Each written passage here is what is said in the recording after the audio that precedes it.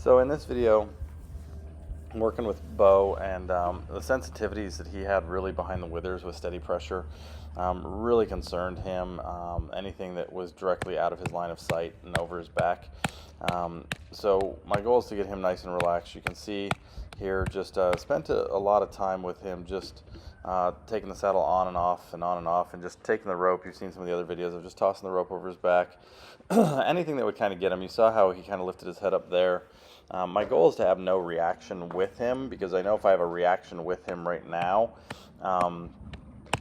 that's going to manifest into more worry as we start to go forward, and we want to make him an extremely safe horse, and a horse that's really comfortable in his own skin and what we're going to be asking him. So you can see I'm just sliding my leg over his hind end there, making some noise with the saddle. I just want to make sure he feels comfortable no matter what I'm doing with him. You can see I'm sliding that leg over the hind leg all the way over his tail.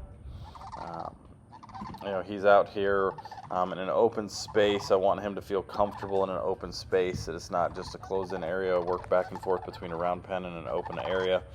So just looking for him to be dialed in and really trusting me, no matter what I'm doing behind him where he can't see, that he builds and develops that trust, and not want to get worried. When you have a very, very, very talented horse like him, and a very sensitive horse, you want to take that and you want to be able to harness that suit through self-regulation and have him not be worried. So you see the head came up just a little bit less than the last time. My goal is to have that head want to really drop down when I go to get on him. If you look at an example of like red light, green light, yellow light when you're going to get on a horse, is that a green light is the horse's head is about 4 inches lower than this. Basically the pole and the withers are, if you were to draw a line from the pole and the withers, it'd be a pretty straight parallel line to the ground. Have a good night. Instead of having a head up really high. So that's his last thing that I'm working on to get down. I will. I think she's probably on the other side So of it. if that head is down and it's parallel, that's kind of a green light to get on. He's soft through the back. He's relaxed. Anytime that head comes up higher, it's going to be he's going to be more tight in his back.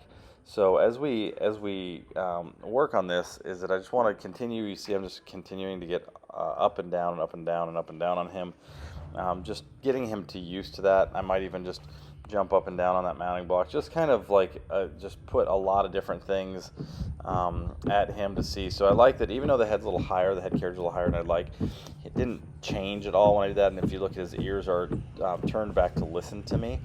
And I want him to have that full trust. So when we start doing things here in the next couple days under saddle, he's not going to be worried about that at all. We're going to build that partnership, build that trust. He doesn't have to worry about anything that is happening to him in this. So as we continue to go through, someone was leaving there, so I was just saying bye to them, and then. But I like the fact that like these things aren't phasing him now. I don't want anything to phase him or bother him when he is around us. So outside environments should just go away when it comes to anything that would bother him. We want a horse that we can take anywhere at any time, and they're not going to be worried, because they're going to have the confidence and the self-regulation and the trust in us that everything's going to be fine. So just put a leg over there, just sitting on him. Want to have that same feeling.